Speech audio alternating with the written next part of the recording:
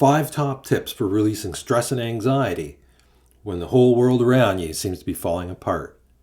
And it's hard. If you're a human being, it's hard not to be stressed out and overwhelmed by everything that's going on. I mean, after 2 years of a pandemic and a virus that can kill you, now we're faced with war, and they're talking about World War III. So if you're not feeling the stress and anxiety from something like that, then maybe you're not human, or maybe you've already followed my top 5 tips and you can be calm and happy even though all this stuff is going on around there. Hi, I'm Jeff Broomfield, and I'm a quantum hypnotist, and I guide people to find their purpose, their passion, and their self. And in this journey with hypnosis, I help people to overcome their fears and their anxiety and their stress and that kind of thing. And one of the things we do is an emotional detox. And so the reason that you might want to get rid of your fear and your stress and anxiety is because stress has been linked to every major cause of death. And heart disease, if you're not stressed out, you won't have heart disease. So stress happens, and then you create heart disease. So it comes first. If you are stress-free, you won't have a heart attack. The same with all the other major problems, stroke and all those things. If you are stress-free, you'll live longer and you'll live happier and you'll be more successful and have a better life. And that's the way it is. So my top 5 tips. Number 1 is to disconnect. And disconnect from the source of whatever's causing you stress. So if you're watching the news, shut off the news. If it's social media, you can either shut off the social media, or the people that are making the stressful posts, you can snooze them people, and then you don't have to listen to them. So disconnect and get away from the source of your stress. If it's a narcissist, then you'll want to avoid them as much as possible. And so that brings us to number 2, which is to learn. And we're going to learn 2 things. One is about stress, and the other thing is, of course, about narcissism as well. And I'm going to put something up here. There's a link here, and this will help you to understand what's going on with a narcissist and why you should not try to argue with them. You're never going to win with a narcissist. You're never going to change them.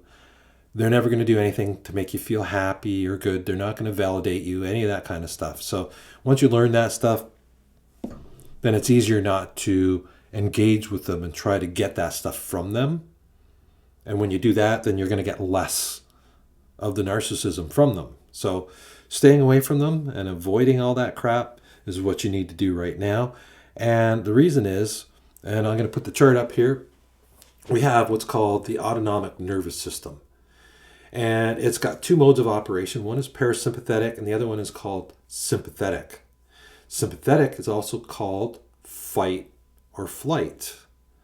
So this is fear. So when you are in fear, another way of looking at this is protection.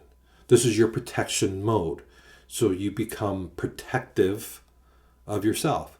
And all this stuff happens at the unconscious level. So it changes your eyesight. It changes the way that your brain works. If you're in danger and something's going to attack you, you don't want to be accessing your long-term memory because you won't be focused on the present mode. You have to slip into a microtrance to do that. So it affects your memory. You don't want to overthink it, so it shuts down your critical thinking skills. A bear jumps out at you. You don't want to question whether or not he's going to be friendly or not. But you certainly want to be ready to just freeze and play dead if a bear jumps out at you. So run, fight, or freeze. Those are the options that you have. And so if you need to fight or run, then you need a lot of blood to go to your major muscles. So it shuts down things like your immunity and your digestion. And so it changes how your body works. And what happens is we get stuck in this mode too much. If you're in stress mode, then this is like driving your car around in reverse all the time. Your car can do it, but it's going to wear out real quick, and there's nothing you can do about that. And that's why so many people get sick all the time, is they're in this sympathetic mode all the time. The parasympathetic is where we, they call that rest and digest. So your healing happens at parasympathetic. And your emotional states, now you can see here, you got the spiral, and we'll say that these things up here, that is your parasympathetic operation, and down here, that's your sympathetic operation. So if you're feeling those negative emotions a lot, then those negative emotions are going to be keeping you in sympathetic, and you're going to be releasing cortisol. So cortisol is a stress chemical, and your body releases that kind of stuff when you're under stress, and that damages your body when you're running in that mode too much.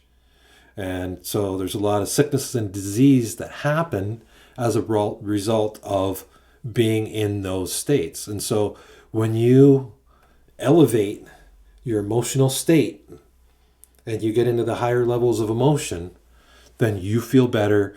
You can't be stressed out when you're in those emotions.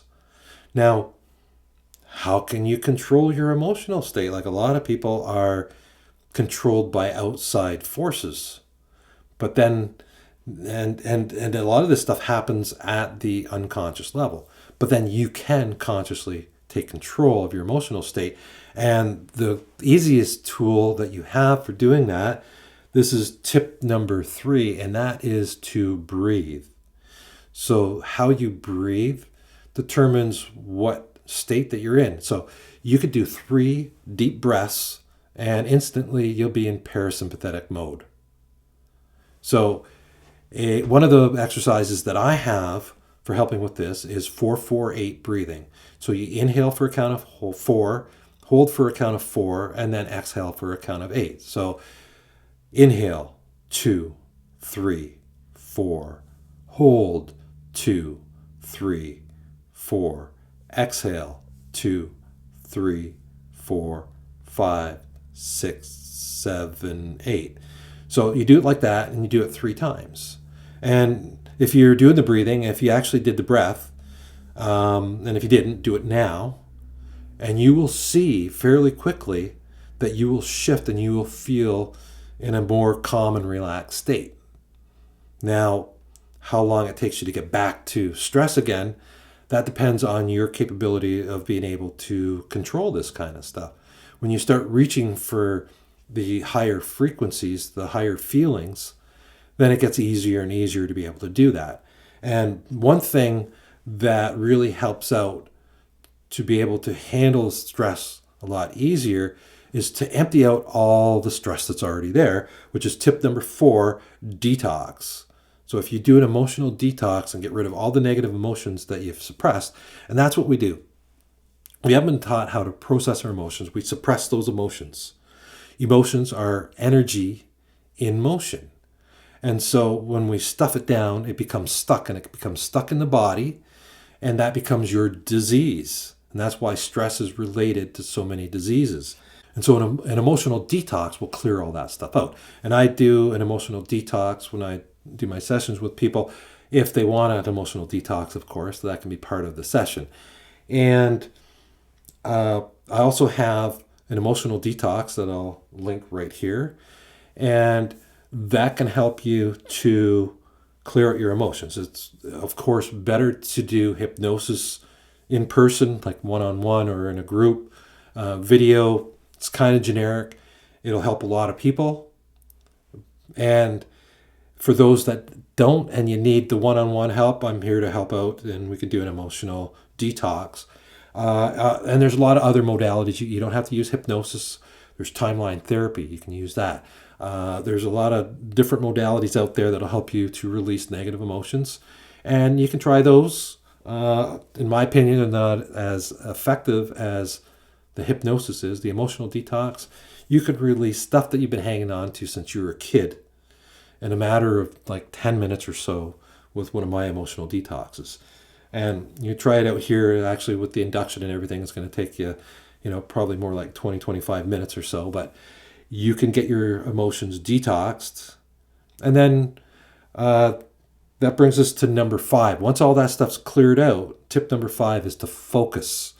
That is, focus on what you want. So many people don't realize that what you focus on, you get more of that.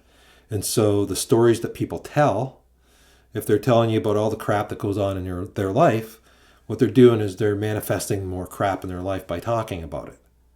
So whatever it is that you're talking about, if you're talking about war, then the chances of war happening become greater and greater with the more people that talk about it. And if you're wishing war on other people, then you're wishing war for yourself, and you're more likely to bring it home to you. So you want to avoid talking about that stuff. There are important issues, yes. But there was wars going on before this that most people didn't care about. They block it out of their system. There's wars that have been raging on for centuries. And, we just don't get bothered by them anymore. Treat it like you treat those things. Treat it like you treat all the other horrible things that go on in this world and we do nothing about.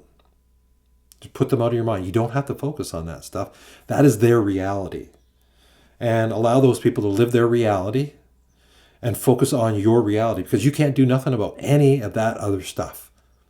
So focus on you and what it is that you want to create in life. If you focus on peace, you're going to create more peace.